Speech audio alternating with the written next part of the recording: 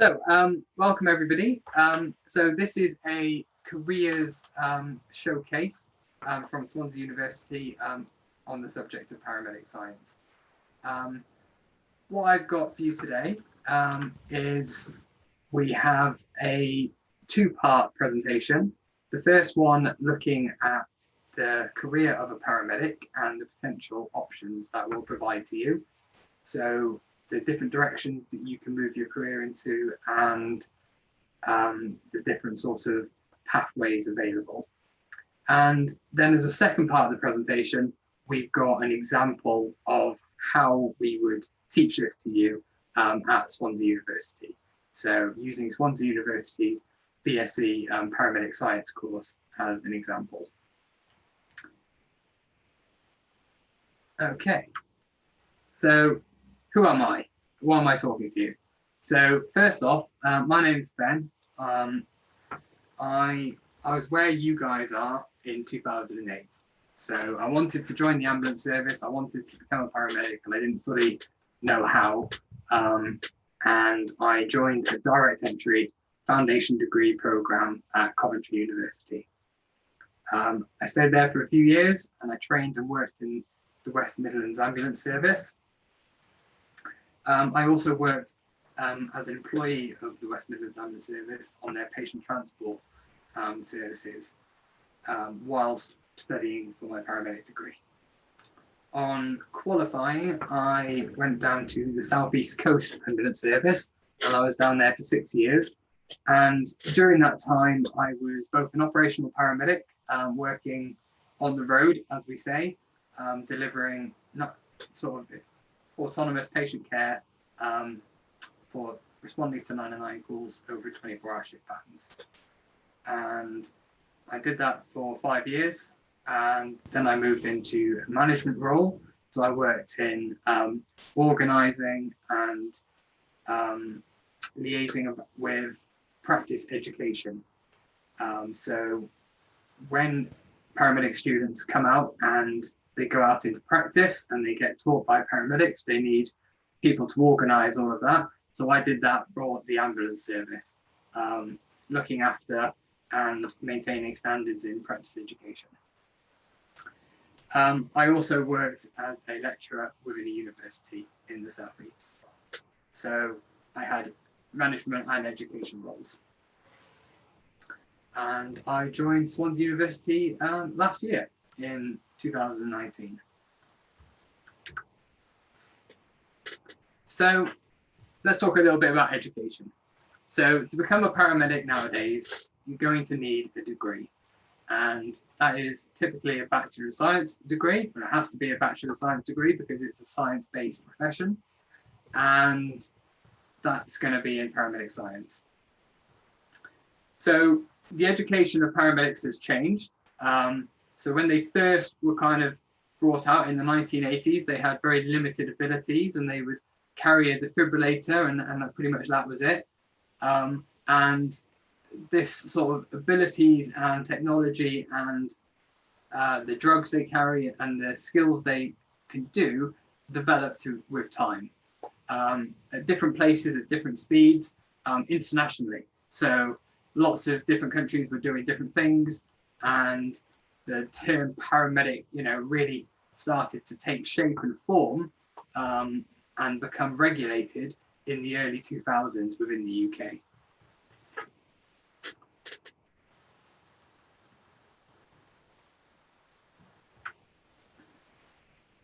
So being a paramedic provides a massive variety within your work life. You will be responding to a massive range of different incidents and dealing with lots of different types of scenarios. So we just have a bit of a spattergun effect of different scenarios that you might potentially deal with, but there are going to be a lot more details within these. So if we just have a look at some of them, you can see that actually elderly care is probably going to be a high proportion of what you're dealing with. So we have a growing elderly population. More people are getting older in our society. So we're going to have a larger population cohort who are going to have increased what we saw, say, comorbidities. So they're going to have conditions which make them more unwell. They're also going to be on an increased amount of drugs. So as we give them different pharmaceuticals to try and combat these different comorbidities. So this elderly population who are increasingly frail and are on these different drugs and they have these different existing illnesses are quite a complex population to manage. And actually, they will be the bulk of what you will be dealing with, whether it be for medical issues or social issues. And we also provide a statutory emergency service responding to any type of incident that happens, whether that be a road traffic collision, industrial accidents, traumatic emergencies. So if somebody has had an accident off the coast, then other services and agencies might be involved in retrieving them, but then paramedics will certainly be involved in either transfer or care at some point. We have a massive sort of burden of mental health within the UK as well. And this is becoming increasingly recognised as an issue that paramedics deal with frequently on a day-to-day basis. And it's certainly something that is getting increasing attention, certainly with our recent lockdown experiences. Care of the dying. So not everybody that's dying needs or deserves to have emergency treatment. Sometimes dying is a process that needs to be managed and with dignity, respect, and care. So again, paramedics might be a part of that. So they'll be turning up at the point that somebody's dying and they might be administering the drugs that will help them die in a dignified and pain-free way. Births, so you can see that we're going through the full spectrum here, from somebody passing away peacefully in a palliative care scenario all the way to somebody giving birth on their living room floor. And paramedics will be turning up and potentially delivering that child on their own. So quite a variety within your day-to-day work life. So because of this massive variety and all of these different situations you may find yourself in and be expected to provide care and a certain standard of care, then we need a certain level of governance. And governance, if you think of the word government, is a way of essentially regulating and controlling what we do as a profession. And there are several key bodies that are involved in this. The first one is the Health and Care Professions Council, which is a regulator of quite a few, about 20 or so, approximately, allied healthcare professions. So podiatrists, physiotherapists, occupational therapists, a lot of different professions get regulated by this one body. So what the HCPC does in relation to paramedics is it provides a framework of standards that you need to adhere to, and it says this is the minimum that we would expect you as a registered. So to be a registered paramedic within the UK, you have to be registered with the HCPC. And once you have that registration, that is considered a protected title. So you can't use the title of paramedic unless you are registered with the HCPC within the UK. As well as that, we also have the College of Paramedics. So the College of Paramedics is our professional body, and they produce guidance on a variety of topics as they research and guide the profession through the current issues of the time. And they're made up by paramedics. So, for example, I'm a member, and their members essentially provide them with a direction as to what sort of guidance they will provide. And this guidance could be, for example, we have there the example, the curriculum guidance. So the College of Paramedics decides what should higher education institutes, such as Swansea University, teach the paramedics in order to meet their curriculum guidance as to what should make the best undergraduate student paramedic into a registered paramedic. We also have the QAA, which is the Quality Assurance Agency. And this agency regulates and oversees higher education delivery of programs. And again, we have a subject benchmark statement, which looks at paramedic delivery and says, right, for your program, you should be hitting these benchmarks at least to create a program that delivers the topic of paramedics. So within these three organizations, we get a lot of guidance and regulation and governance as to what our profession looks like and how it's developing.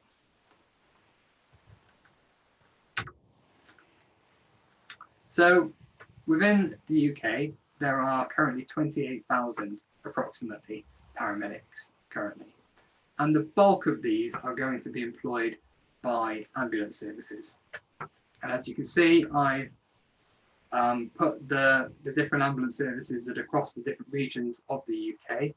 I've missed out a few of the very small ones, such as the Isle of Guernsey, Jersey. They have a few separate little private organisations that provide ambulance services to those locations. But the main ones are here. I've also, a bit pedantically, I was trying to get them in the order of the geography. So you've got the northeast up on the top right, and I spent about 15 minutes trying to get them into the right order, and I realised I couldn't quite do it. So you would think they were kind of associated with Scottish Ambulance Service, but that's just because it's on the top and it's in the north, and I couldn't think of anywhere else to put it. So it's a bit odd looking, but I was trying to do the geography as accurately as possible. But there you can see that actually these ambulance services are going to employ the bulk of paramedics to cover the 999 response service and needs of the populations across those geography regions. So at Swansea University, we are associated with the Welsh Ambulance Service. So the Welsh Ambulance Service covers the entire of Wales. And as you can see, there's their website. They are our practice education provider for the majority of our placements. So as a student at Swansea University studying paramedic science, you would be expected to go out on ambulances with the Welsh Ambulance Service and have a serving paramedic act as your mentor or practice educator, and they would guide you through delivering care to patients in real time on real people. And sometimes the best way to learn is doing, and that's how you do it. You do the job in a guided way with structure and a safety net of having a registered paramedic next to you, and that makes up 50% of our course.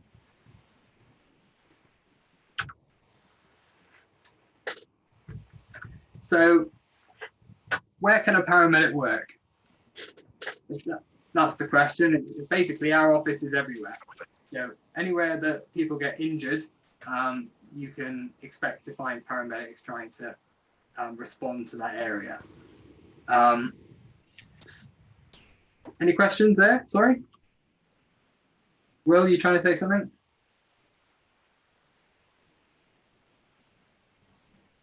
I'll move on. So yeah, anywhere that people get injured, there's going to be a potential response from people trying to initiate medical aid. Within the UK, we frame that as paradigm as being a paramedic, but across the world, you're going to have many different organizations and structures and different standards and ideas about what level of medical aid is appropriate and what is feasible. But in terms of career opportunities, there are career opportunities as paramedics that can take you all over the world. So the College of Paramedics, which I was just talking about, as our professional body, has provided some guidance as to a career framework. And this is essentially what it is. It divides the career potential pathways into 4 domains, being leadership and management, clinical practice, education, and research and development. And you can see that on the outer ring is where you essentially start your career. So you'll start on the outside, using clinical practice as an example. You start on the out as a paramedic. And then as you get increasing education, you can see education at the top moving down. So as you get increased education from your starting point of a Bachelor of Science honours degree to a postgraduate diploma, to a master's, to a doctorate, you'll get increasing levels of advanced practice and seniority, depending on your model that you're using. And then on the clinical and leadership management, we have the education, clinical practice and seniority. And then on the education research model, we have again, level of education, but also we use another acronym, which is the Higher Education Authority, which essentially grades people doing the same thing, but in academic practice. So the Higher Education Agency essentially gives people accreditation for how well they've progressed within academia or education and research and development. So most of you listening now are going to be most interested in the clinical route, getting out and helping people and making a difference, and that is where most paramedics would be expected to start their career.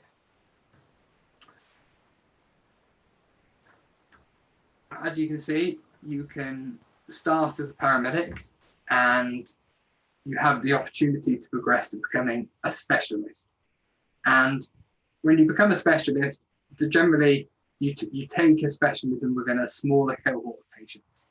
So that might be, for example, within primary care, you might work more as a specialist in elderly and geriatric medicine and frailty, and you'll develop interest areas, and you'll cater your practice and your occupation type, whether you be in a GP surgery, for example, to the population that you're trying to serve. Another patient population group might be trauma patients, for example. So patients who suffer major trauma are a certain patient group in their own right, and there is a group of specialist paramedics who will try to essentially treat those patients only, and you'll find those as critical care paramedics or practitioners within sort of critical care networks, or charity-based organisations such as HEMS, which we've got some slides on later.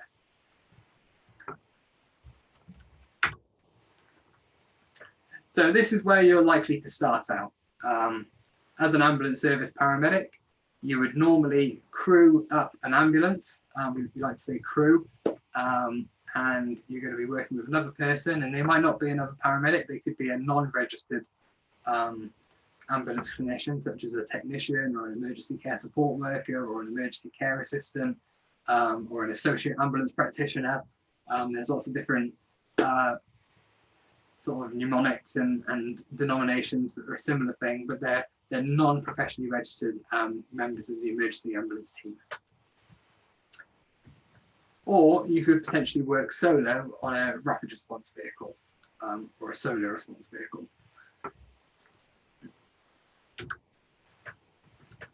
There are roles available in telephone triage.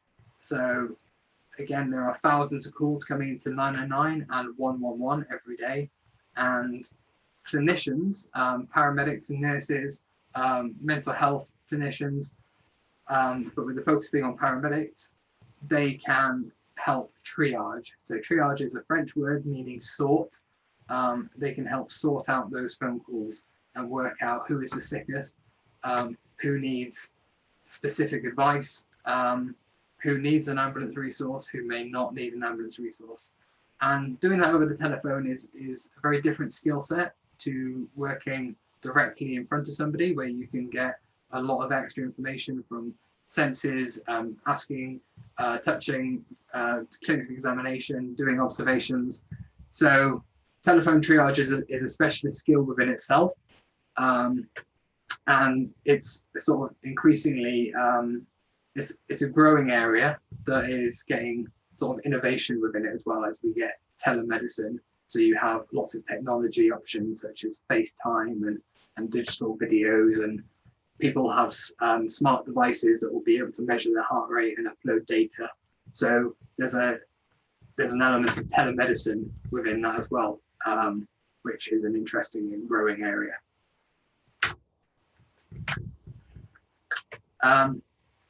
So another role that you might see paramedics in is hospital-based. So paramedics can work in emergency departments or urgent care settings, minor injury clinics, and again, they can provide their experience of delivering critical care or emergency care or urgent care to patients and bring that to a different setting. And their experience of making decisions on their own and their autonomous decision-making skills proves very useful in many settings. So there's a hashtag there that you can search on Twitter. Not all paramedics wear green. And you will start to see more and more paramedics in diverse areas, not necessarily in an ambulance service uniform. So we talked a little bit about this before with the different patient cohorts and specialists in advanced practice. So they'll generally work within existing systems. So whether that be an ambulance service that has a advanced paramedic scope that they have defined, and their medical director has said, this is what an advanced paramedic can do within our service, or within a charity, again, such as an air ambulance charity, which again will define a job description and say, this is what an advanced paramedic will do here. Generally, they will have a higher level of education. So they will have done a master's, or they will have done further education in their specific area of interest. Here we have an example of a London ambulance advanced paramedic who provide additional resuscitation skills, additional interventions, an additional drug formulary, so they can give the extra drugs off the standard that a paramedic would be expected to give. So there you go. That's advanced and specialist practice. So within the military, you'll expect to find paramedics within all three branches of the armed forces. And while generally the route for them is that they will start off in the military and they will gain their paramedic qualification while still being in the military, then there's no reason why that can be the other way around. And they're essentially doing the same thing. They're delivering emergency care, saving lives, but they're doing it in a very different environment with very different priorities. So it's a slightly different take on medicine to most sort of civilian medicine. So within the ambulance services, there is a national level ability and resilience structure called Hazardous Area Response Teams. So following the 2007 London bombings, there was a recognition that there were several people in what is termed the hot zone, or essentially the bombing aftermath area, which weren't getting medical care for quite some time due to the limitations of the ambulance service PPE and their ability to go into highly dangerous areas. So that created a national level response where the government funds hazardous area response teams in every ambulance service. And they're essentially ambulance personnel that are paramedics, technicians, different combinations of skills who are trained in hazardous areas, whether that be just standard, slightly buffed up PPE, so they'll have helmets and heavy duty gloves and boots and stuff to do things within a normal context, but slightly more heavy duty than you would expect a normal ambulance crew to be able to perform. They can go into fires, have breathing apparatus. They have ambulance intervention ballistic teams who can support the police firearm units, so they can go straight behind the police firearm tactical units and pick up sort of casualties in the hot area. So thinking about the sort of marauding terrorist firearm incidents. Inland water operations. So again, in the sort of the summers, a lot of people will drown in inland water, and generally the fire service has always had the capability to be able to go into the water and either do recovery or provide aid, and this provides an extra ability for the ambulance service to do the same thing or in support of them. And also a response to natural disasters, environmental emergencies.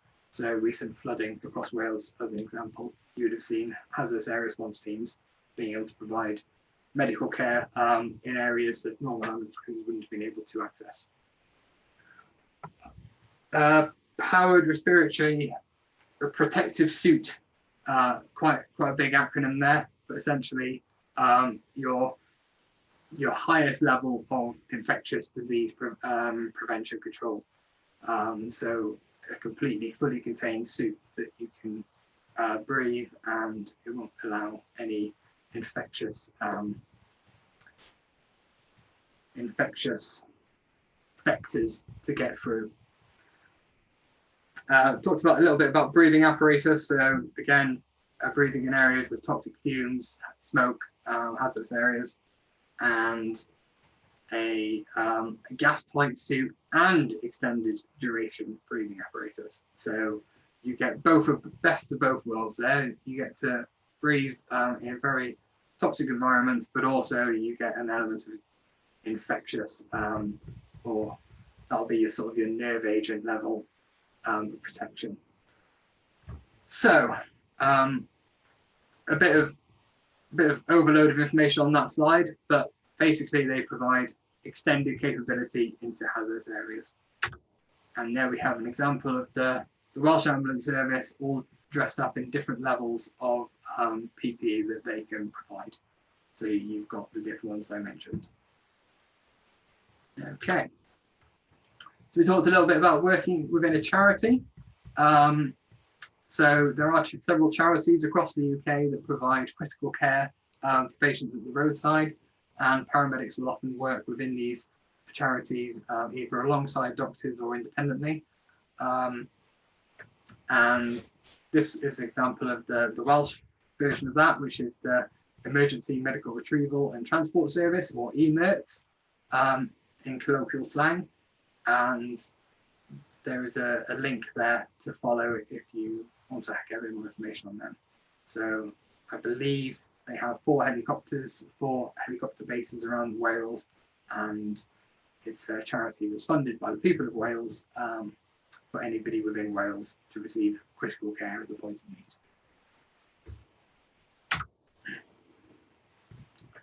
So again, the hashtag, not all paramedics wear green. Not just in hospitals or urgent care clinics, paramedics are starting to move into primary care, and primary care sort of based practices such as doctor surgeries, and specialising in more preventative care, and delivering less urgent and emergency care, but more routine day-to-day care for their sort of at-risk patient groups. And again, the sort of autonomous decision-making and treatment experience that they'll have gained in their clinical practice is proving very useful in those settings. On our course at Swansea, one of our team, looking very happy there, Mr. Mark Thomas, he is an independent prescriber, and he's sort of recently finished working in primary care to come and work at the university. So he can kind of provide that perspective to students who are interested in the area, and has a much sort of higher level of understanding of how paramedics can apply their skills to that. And then thinking clinical still, we have consultant paramedics. So there's a little definition of what a consultant paramedic is from the College of Paramedics, but just to paraphrase, these are paramedics who have taken a very high level of education, doctorate level, for example, and they not only provide care just to one patient at a time to a very high level, but they also help guide organizations as to how all paramedics should be acting. So whether they, for example, Paula Jeffries is a consultant paramedic working within Wales, and these consultant paramedics have an influence on both sort of guidance, be it the College of Paramedics writing a new position paper or guidance for all paramedics to follow. The HEPC, they'll be influencing the HEPC's decisions, and also at a national level, sitting on the government panels, influencing public health policy. Okay, so the leadership and management route. So this one's going to be a little bit more concise, because most interest will be on the clinical and those different routes available. But within any organization, you need leadership and you need management. You need to be able to control what's going on and tell people what to do at a certain point. So the basic structure we have here, starting at the bottom, we have paramedic team leaders. So the team leader role is essentially a clinical member of staff who gets extra administrative and leadership roles, whether that be sort of doing welfare and administrative duties for a selection of paramedics and technicians and staff within your organisation, as well as providing a level of operational and resilience command capability, which we'll go into a little bit in a bit. So here we have the first rung, the team leader level. Just to go back a little bit, going up further on into organizations, you have the ability to sort of become a manager whose entire role is to provide management. So I mentioned my role was to provide practice education management. So my entire role, 5 days a week, was to provide that level of service and to write guidance documents, hold meetings, provide guidance as to how to best deliver practice education. So you can have a team leader who will be both operational to some extent. They'll go out on shift. They'll do clinical roles, and they'll do a bit of management. And then you can have a manager who might be entirely management focused. And then of course you have senior managers who will be controlling many people, be it indirectly, and directors. So each medical organization needs some sort of level of directorate. So you need to have somebody who's going to be responsible for the decisions at the very top. And there's no reason why that could not be you. So this is the first level, which we're going to go into a little bit of detail on, because it's probably the one that's most applicable to you and the one that you will identify the most with. So these are paramedics who work as managers, and they provide immediate leadership on scene of an accident or an incident, for example, as well as day-to-day administrative leadership. And you can see his car is marked as incident officer. So they will, as well as providing day-to-day admin, they will also respond to scenes and provide that first level of operational command structure. So as well as operating as a day-to-day service responding to 999 calls and people's routine medical needs, we also have the responsibility to provide that response to major incidents, and the ability to respond. We call it resilience, but the ability to respond to big incidents very quickly. So having people on the ground as bronze commanders, and then you have your silver and gold commanders above them, who will be able to sort of mobilize the entire ambulance service sort of network to deliver. Just looking at the time, I'm going a little bit too slow, so I'm going to speed up slightly.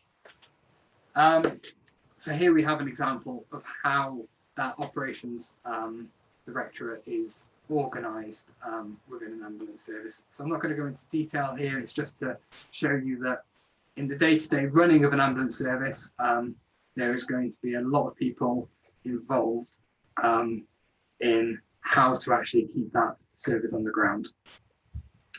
And they will also provide part of that command structure. Alongside that, as well as all of that, within the management, you've got your medical and clinical services directorate. So how do we deliver the best medical and clinical service? So these aren't necessarily about immediate response or operational command, or how to do day-to-day running. These are how do we improve our service going into the future. So you'll have, for example, audit. How do we look at the data to make sure that we're doing well? How do we have clinical development? So how do we look at the data to make sure that everybody is learning what they need to learn to provide the best care for patients? So you'll see lots of job titles within this area about how to improve care. And at the top of that, you'll have your medical director. So normally that will be a doctor, who will be a very experienced doctor, and or other medical professional, and or potentially a consultant paramedic, and they will set out the clinical direction of the organization. So if you're interested in management and leadership, then there is plenty of opportunity for management and leadership within these large organizations that have to work 24/7 and do multiple things at the same time. So the education route, so I'm on there, I'm the blue rung, I'm a lecturer. We can see here it starts with a practice educator. So when you're being educated as a student paramedic on a course, you will go out with a mentor and they will give you the feedback and the tuition necessary to improve from your status as a student paramedic all the way up to a qualified paramedic. And this will be supported by full-time lecturers in a university, for example, in a higher education institution like me, who will think about your entire curriculum and how you're learning it, and they'll organize all of the links between the practice and the university, and we'll try and fill in the gaps. And then you have senior lecturers who are, you know, as you get more and more experience in education field, you'll start to write your own programs and think about how can we develop the profession more. And education and research and development are quite closely linked. So research and development, which we're not going to go into detail, but basically how do we know that we're doing the right thing? How do we know that if we give this drug, it's going to make people better? We need to think about how we're going to get the data back, how we're going to interpret the data, how are we going to improve what we do. Paramedic profession is hurtling forward at a very fast rate, because a lot of the time we weren't doing things based off evidence. We were doing things because that was the way they were always done. And now we're starting to do things based off evidence, and we're starting to get better at gaining evidence, interpreting it, and applying it as we move forward. And that's where research and development will come in. So you'll have a research paramedic, there'll be a paramedic on the front line, going out and doing the job, but then also be thinking, how can I get the data from this clinical incident back up into a place where we can actually look at it and make outcomes better for patients. So a very vitally important area, but not one that is overly subscribed to. But if there's any budding research paramedics out there, yeah, come knock on my door. We need you. Okay, and then education within the ambulance service. There's two kind of areas within that. Like I said, we have the operational tutors and the practice educators, and the ambulance service itself will have its own education structure. So they'll have their own learning department, they'll have their own online learning, they'll have their own driver training, they'll have their own clinical education departments. And then you have separate organisations from them, higher education institutions such as Swansea University, who work in partnership with them and deliver healthcare related courses in parallel, but separately. And we talked about that. Sorry, my slides got a little bit out of order there. So I've got a little useful podcast for you to just take a screenshot of or watch on the recording. You can get this on the College of Paramedics website.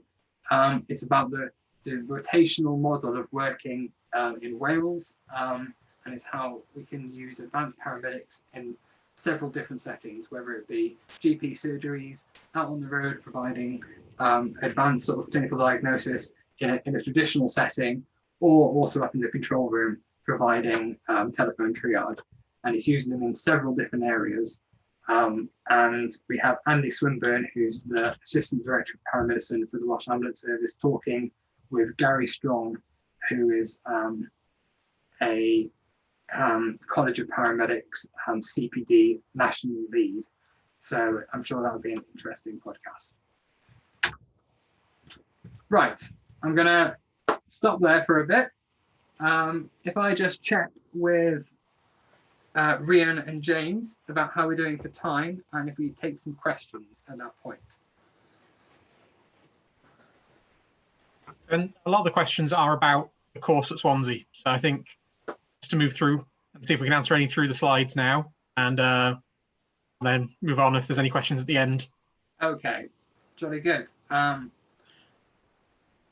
So the next little section, I'm going to do a little bit about the course at Swansea, what we provide, and how we're going to meet all of those expectations I just set up in your minds about what a paramedic does. So it's a 3-year-long course. We've just started running it this year, so it's just been approved by the HCPC. Swansea University has a long history of providing paramedic education. So they've been offering a diploma in higher education since 2008. So there's a lot of experience and legacy to build off while we're delivering this BSc. So despite it being a new program, we do know what we're doing. So, and that sort of comes through in the paramedic team, who have got a wide range of skill and experience.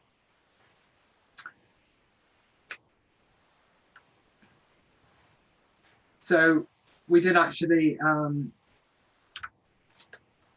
write one of the first undergraduate degree programs in its sort of infancy when we were thinking about moving to the degree profession. Swansea kind of put one of the first bids forward, and we've been running the enhanced paramedic practice, which is a bit of a top-up module for existing paramedics for quite some time. This is augmented by visiting tutors and paramedics who work operationally on the road, who we get into the university to deliver the same sort of content, but with a little bit of their own experience and ability to kind of contextualize what they know on the road with what we're seeking. So the geography of Wales allows us to essentially send you everywhere. The fact that it's all covered by one ambulance service is really useful. it means that we have a massive placement area available to us with a massive amount of resources from not just the ambulance service perspective, but the entire healthcare network of Wales to send you to for your education. So the majority of education is in Singleton campus in Swansea, and that's also co-located very close by is the West National Ambulance Training College, which we can collaborate with and send you to for certain topics. So your practice placements are throughout the entire of Wales, mostly in ambulance stations, but also in the non-emergency patient transport service. That has been temporarily suspended due to COVID. However, that will be planned to get back operational as soon as we can. The clinical contact centre, again, those telephone triage skills are quite important. Emergency departments, coronary care units, looking at specifically people who've had heart attacks, theatres, operating theatres, not the acting type, paediatrics, and maternity units, to give you exposure to those patients in a much higher concentration than you would get on a normal ambulance shift. So you can start to, and also learning from the experts in those areas, as well as palliative care. So we talked about care of the dying patient before. Mental health was also a topic I covered before.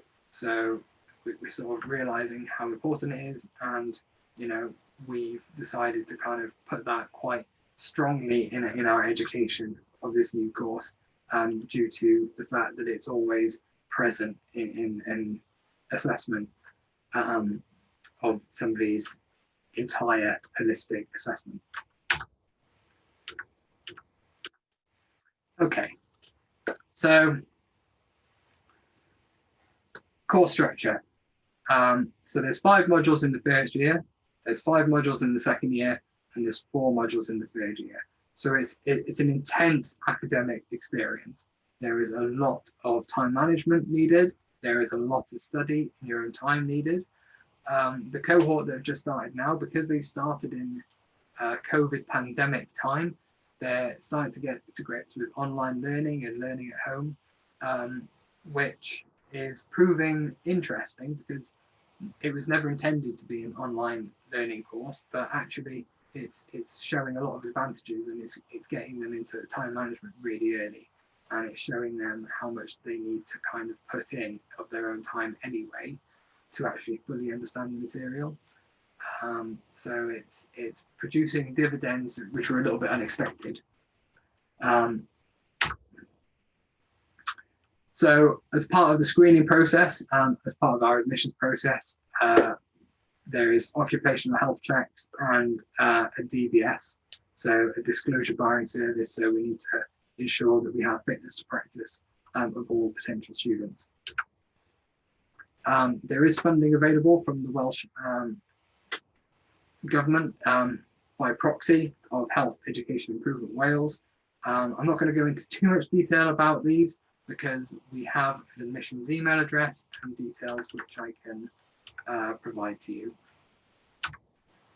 But yes, there's a non-means tested bursary. So in year 1, there's going to be 19 weeks of placement. 1 week of that would be with the non-emergency patient transport service, but that's being converted to just accident and emergency vehicles, sort of normal 909 vehicles. 2 days with the clinical contact centres, C1 driver training. So we provide it if people don't have their C1 driver licence in full, but we would require a provisional. The remaining time will be spent on both emergency ambulances and SRVs, RRVs.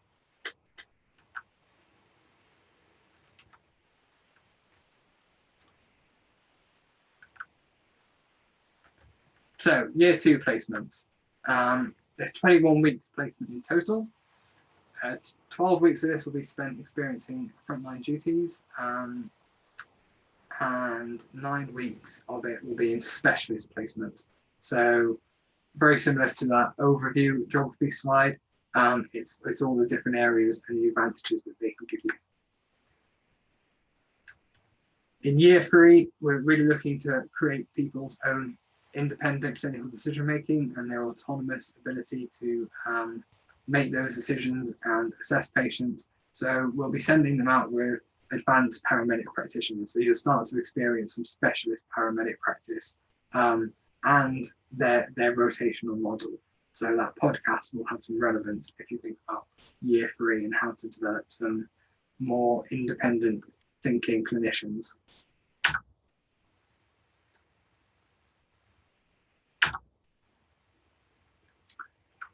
So we support students on placement through a variety of mechanisms. So all the paramedics who will be responsible for mentoring you are educated and sort of supported by us, as well as by WAST. So they get a dual support to become a mentor. And we provide a document for you to complete as you go through placement, and they're fully familiar with this. So we have a practice placement manager who works for the Welsh Ambulance Service and is sort of linked to us. And this is essentially the parallel of my role, but when I was in the South East Coast. And we also have a whole team of people at the university behind them who will provide support.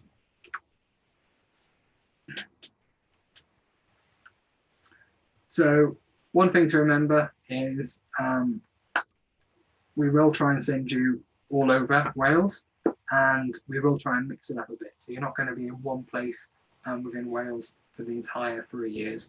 We're going to send you to different areas such as urban, semi-rural, completely rural.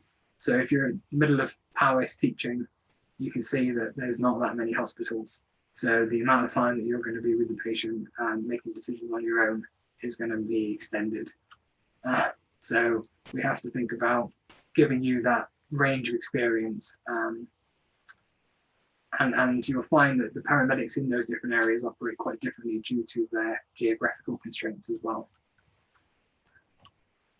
All placements are supernumerary. So you're not going to be expected to do anything on your own. You're always going to have somebody supervising you. We also use simulation. So simulation is a fancy way of saying pretending, but we get you to pretend to be in a real situation and to use all the same equipment that you would use in that real situation, all the same thought processes, and try and generate that same thinking in your head as to how you might deal with it. So some further sort of examples of the simulation stuff. They're all smiling there. As you can see, it's quite fun trying to enact all this stuff out. Okay, so I have some info for you. If you head to the HCPC website, you can have a look at the standards of proficiency expected of paramedics and some of the sort of the general framework documentation, which is always useful to look at prior to entering into any sort of career. You have the College of Paramedics website and the interactive career framework, which again is essential reading should you wish to kind of get into this career, knowing how it is broken up, and their interactive career framework really does kind of give you lots of case studies and examples and really kind of shows you the different areas of paramedic practice. If you have any queries about admissions for yourself, we have an admissions hotline email address there, and you can email them, and we have a standard sort of admission information booklet that we'll give out for paramedics that will have all the sort of the frequently asked questions about how applying and how to make your application stand out. If there's nothing that isn't answered on the website or by the sort of the FAQs that we give you, then there is a Paramedic Science email address that you can email and ask the team any question that isn't answered. And that is my talk. The world is changing. A lot of stuff is happening. There's always going to be people who are getting ill. There's always going to be people who are getting injured. We do need paramedics. Thank you for listening.